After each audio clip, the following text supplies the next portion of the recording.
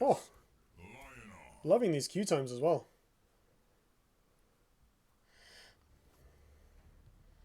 That's good. That's also good.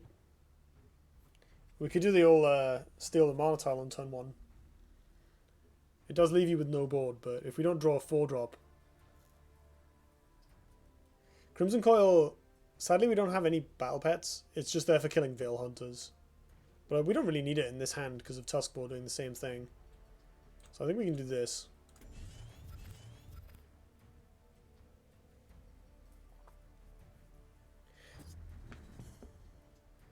Right, do we keep the Tuskboar for the surprise? Or do we... No, I'm going to play it, screw it.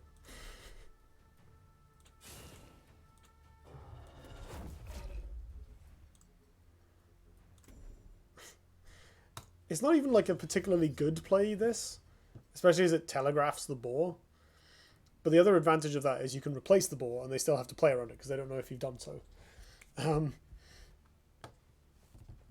Like, it leaves you with no board to their 3-drop, but I don't have a 4. And the Healing Mystic is not particularly impactful without a 4-drop. So I think that makes this a little bit better.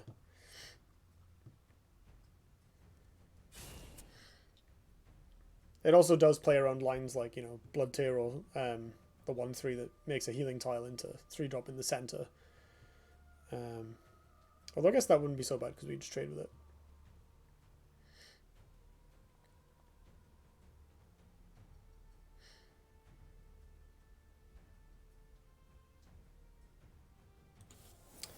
Decorated and Listy, that is pretty scary. They can't heal it next turn, so I think I just take 4. And probably play this. No, it would have been a truly smart move to use Zeta Focus on the board to get 2 basically free face damage there. No.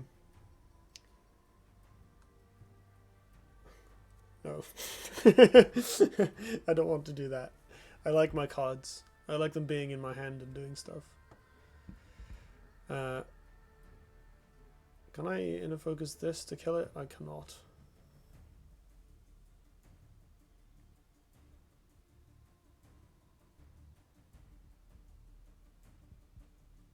To be fair, if they heal it up and then kill the Sylvanton Corsair, it still just dies to me again. How good is Penumbrax? I don't know in draft, but it's pretty cool in constructed. You can do some neat things with it.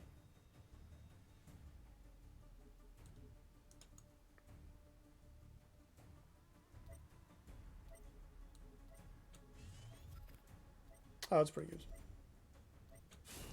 Alright, so we kill this. Jam this here. So go. Pump spells for days.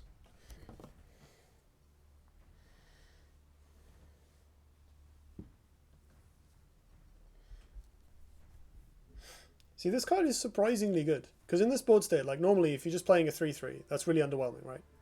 Like, this just trades and I'm already down. I'm down because I've taken 4 life and taken 4 damage and they're just going to play something else. But like, they can't kill it with their face. So they have to do something else, and I'm going to get to keep my minion unless they spend removal on it, which, you know, takes mana and cards. If they trade and, you know, do 2 damage to it with like a maw, I can kill the maw, and that puts me up on resources. It's surprisingly effective, like denying your opponent the usual, you know, minions take a lot of attrition in Duelyst because of general attacks and hitting generals, and similar to Science Second Wish, Silverton Corsair doesn't care about that.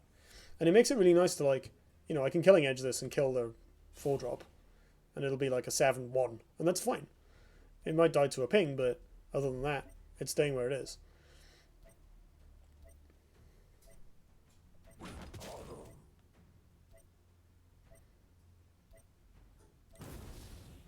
Yes, I will be killing that, I imagine. Let me think. Oh, I could just OBS it and kill the 1-3.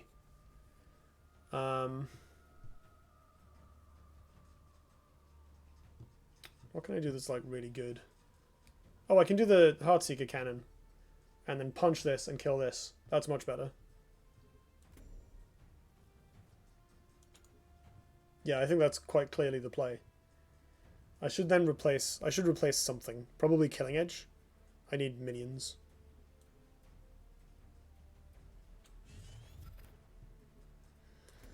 Doesn't really help my need of minions, but never mind. So we punch that. Punch that. Do the thing.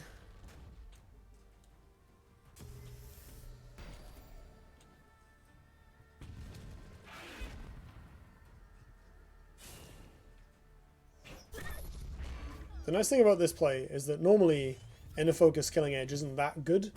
It's tempo positive, but you use 2 cards. So if your opponent plays a removal spell on it, they get your minion and the Inner Focus and the Killing Edge for their minion and their removal spell. So they get a 2 for 3, or 3 for 2 in their favour. But with Heartseekers, they don't cost a card and they're super cheap. So it's, you know, I've spent an Inner Focus to kill a minion and played a 5/3 ranged, which is well worth 4 mana. Like, you know, that's much better than Fire Spitter, right? So it is just an incredibly value play. Not really related to anything, but I was stuck in a game of Dota for over an hour today on Mirana with 300 ping because my friend queued us up for a game on the Japanese server accidentally. Holy crap. That's rough. Wait, the Lasting Judgment did the Silver Tongue? Oh.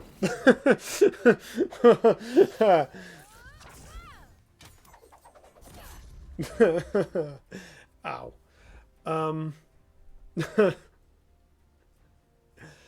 Oh, I'm super low on resources now as well. Jeez. What's the replace? Probably this. Okay. Thunderbomb Healing Mystic isn't really a turn. But it's better than nothing. I can block the tile. Protect myself a wee bit. Try and buy time to find something bigger. I do have a lot of like large minions to top deck, and if I can put some space between me and my opponent, I can still keep playing Heartseekers. Or other ranged units I might draw. So it's kind of okay.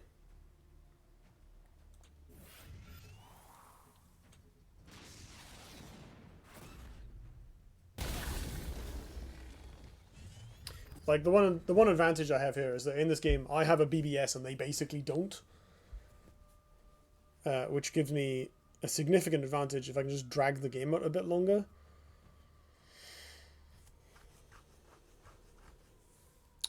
Rogue Warden is a 4/3 ranged and costs 5. Yeah, perfect comparison. Smaller and more expensive.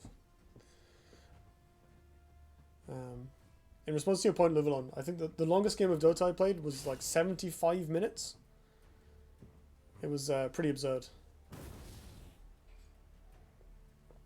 The enemy could have won at 40, but they were like just playing incredibly passively because, you know, I'm bad and we were low on the ladder. And we just eventually managed to scrape our way back into the game.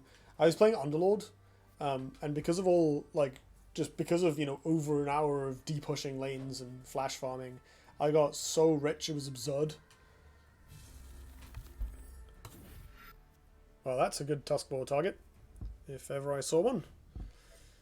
Can we do it in such a way that the Tuskball can't be easily killed by my opponent and I get value? Don't think so. Oh, interesting, lack of attacking there. So they get a 3/4 here, which is kind of annoying. Let's get rid of this. Hello. Pretty good.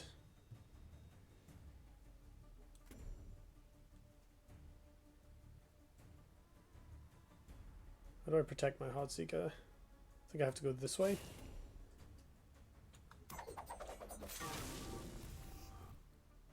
Oh wait, I can't protect it. My opponent can kill this with the Vigilator and hit it.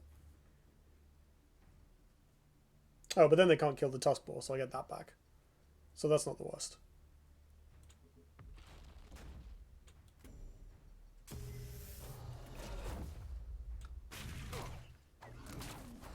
Rawr.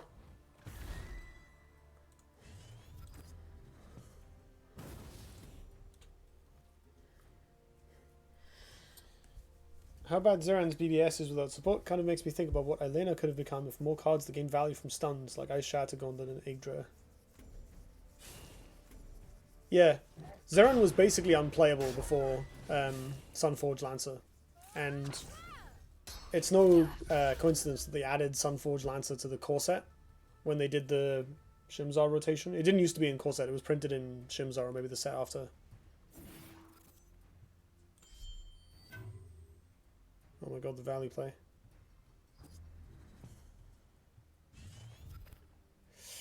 What do I actually do here? Because my opponent's board isn't that threatening, but I might just die. I can Tuskbore Killing Edge a minion down. That's not very exciting. Bit of a waste.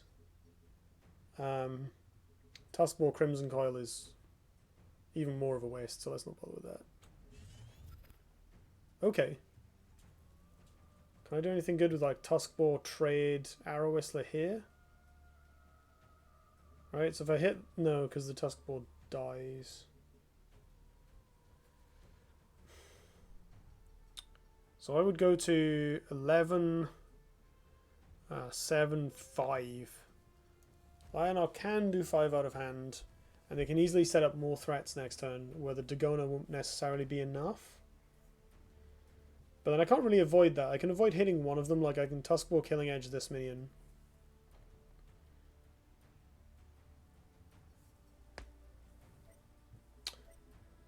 I may as well kill this one instead of the Vigilator anyway.